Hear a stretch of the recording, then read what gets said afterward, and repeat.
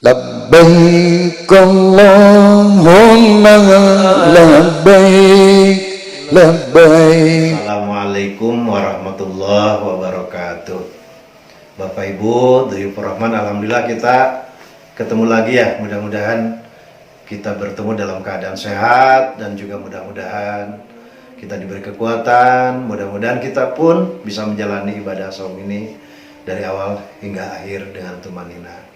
Kita lanjut materi berikutnya. Setelah kemarin kita membahas masalah pengertian haji, umroh, perbedaan haji dan umroh, maka pada kesempatan bimbingan sekarang, hari ini kita akan coba membahas masalah rukun dan wajib haji.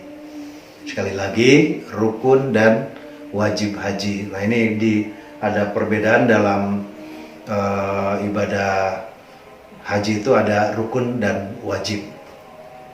Apa itu rukun? Rukun haji, apa itu wajib haji?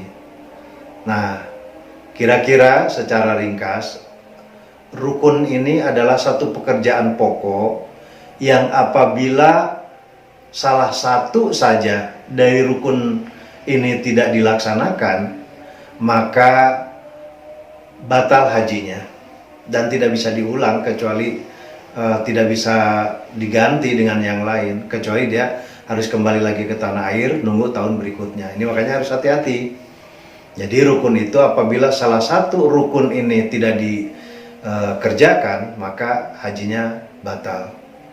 Sementara kalau wajib haji ada yang kelewat, misalnya tidak dikerjakan, hajinya tetap bisa dilanjutkan dan tetap sah, tapi nanti ada denda atau menyembelih hewan kurban yang disebut dengan dab.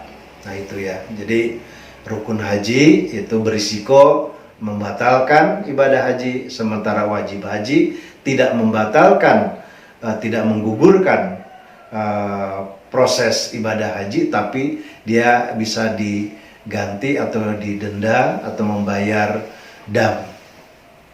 Apa saja yang masuk rukun haji?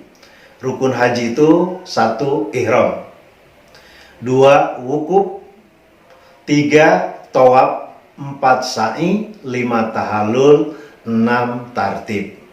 Saya ulangi dan lihat dalam bagan, Bapak Ibu perhatikan yang masuk dalam rukun: 1. Ihram, 2. Wukuf, 3. Tawaf, 4. Sa'i, 5. Tahallul, 6. Tartib. Nah, kita lihat sekarang yang wajib hajinya. Yang masuk dalam kelompok wajib haji: 1. Ihram di mikot. Hati-hati antara tadi rukun ma ihram. Kalau sekarang ihram di mikot wajib haji. Yang kedua, mabit di Muzdalifah. Ketiga, melontar jamarot. Keempat, mabit di Mina. Kelima, menjauhi larangan. Kemudian yang keenam, tawaf wada. Nah, sekali lagi, wajib haji: 1. Ihram di mikot, 2. Mabit di Muzdalifah, 3. Melontar jamarot, 4. Mabit di Mina dan juga di Muzdalifah tentunya, kelima, menjauhi larangan-larangan ketika kita berihram, ada larangan nanti, kemudian yang keenam, tawaf wada. Nah, barangkali Bapak Ibu ada pertanyaan, loh kok rukun ihram, wajib haji ihram di mikot, apa bedanya? Nah gini penjelasannya. Jadi yang masuk kelompok rukun haji yaitu masalah 1. Niat. Tapi tentang di mana kita melafadzkan dan mengiktikadkan niat itu tempatnya, yaitu mikot. Jadi kalau ketinggalan niat ya batal hajinya. Tapi kalau wajib haji, yaitu ihram di mikot, yaitu di tempat yang telah ditentukan, apakah di Zulhulaifah atau Bir Ali terkenalnya, atau di Yalamlam, atau di Qarnul Manajil, Dzatu Irkin, dan lain sebagainya. Nah, jadi ketika kita melafalkan labbaik Allahumma umrotan atau labbaik Allahumma hajjan, itu rukun. ketika kita akan memulai ibadah haji atau ibadah umroh. Tetapi diucapkannya itu di satu tempat tertentu, yaitu tempat kita bermikot, itu adalah wajib haji. Nah, jadi kalau Bapak Ibu, nanti ada risiko penjelasan berikutnya. Bagaimana kalau lupa mengucapkannya tidak di mikot. Ini selintas aja supaya bisa tergambarkan apakah antara niat dengan tempatnya kita berniat, ini yang jadi masalah. Jadi jamaah haji itu sering, loh kok di rukun ada haji, di rukun haji ada ihram, di wajib haji ada ihram di mikot. Nah, jadi gini, saya konkretkan. Misalnya begini, saya mengambil gelombang pertama, otomatis ini kita diarahkan oleh pemerintah, itu baik Saudi maupun Indonesia sudah diplot kita akan ke Madinah dulu. Nah, udah 9 hari kita di Madinah, berangkat pada hari ke-9, kita 8 hari melaksanakan arba'in, sholat berjamaah di Masjid Nabawi. Boleh mandinya di Bir Ali, nanti boleh juga di hotel. Mandi besar di Bir Ali, di rumah, di hotel, di rumah atau tempat tinggal kita. Kemudian bersih-bersih, gunting kuku dan sebagainya. Kemudian berharum-haruman, berkain ihram. Nah, kemudian kita berangkat dari hotel di Madinah itu menuju Bir Ali yang jaraknya kurang lebih 13, sekian kilometer. Ya, kurang lebih 13 kilometeran lah. Namanya juga kan kurang bisa lebih, bisa kurang bisa lebih 13 kiloan lah.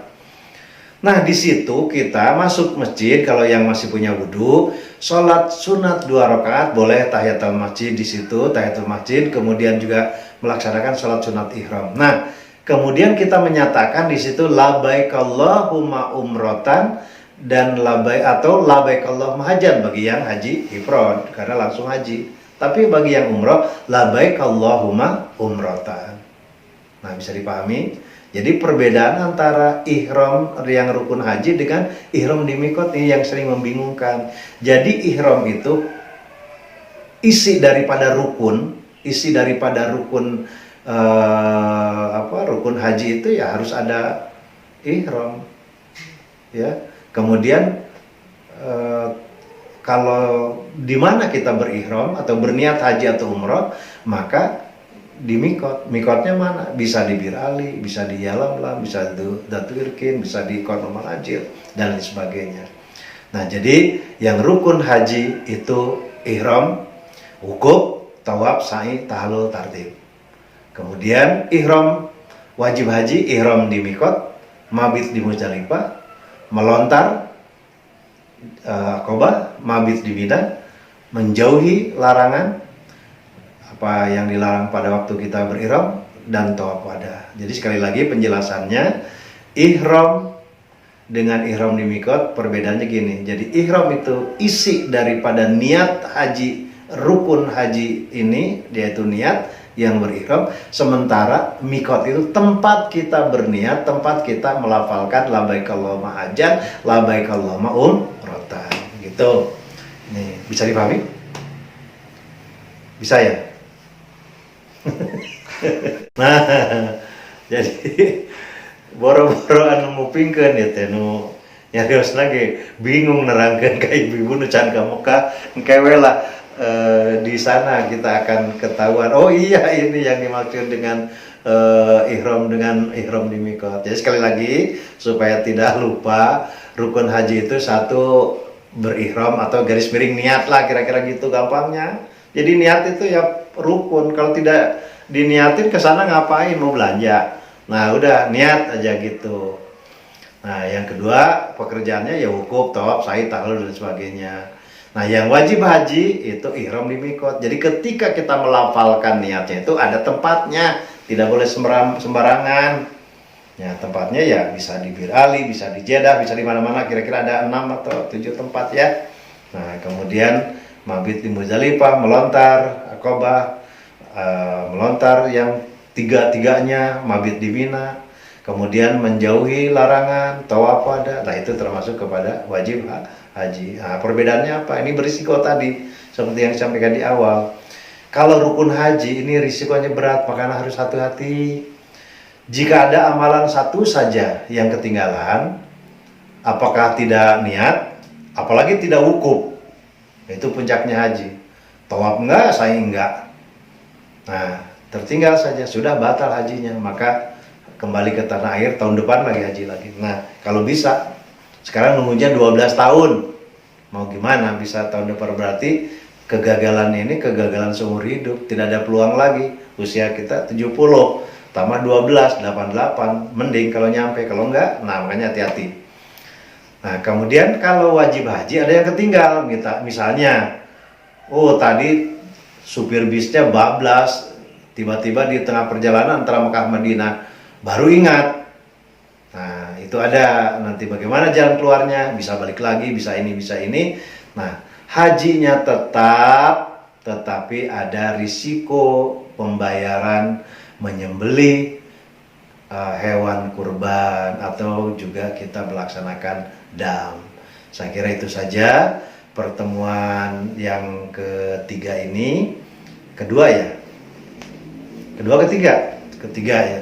Karena yang pertama ngebahas masalah niat sekaligus dengan niat puasa, kemudian yang kedua kemarin persamaan dan perbedaan haji, kemudian sekarang rukun dan wajib haji. Mudah-mudahan ada manfaatnya. Wabillahi taufiq wal hidayah. Wallahu muwaffiq. Wassalamualaikum warahmatullahi wabarakatuh.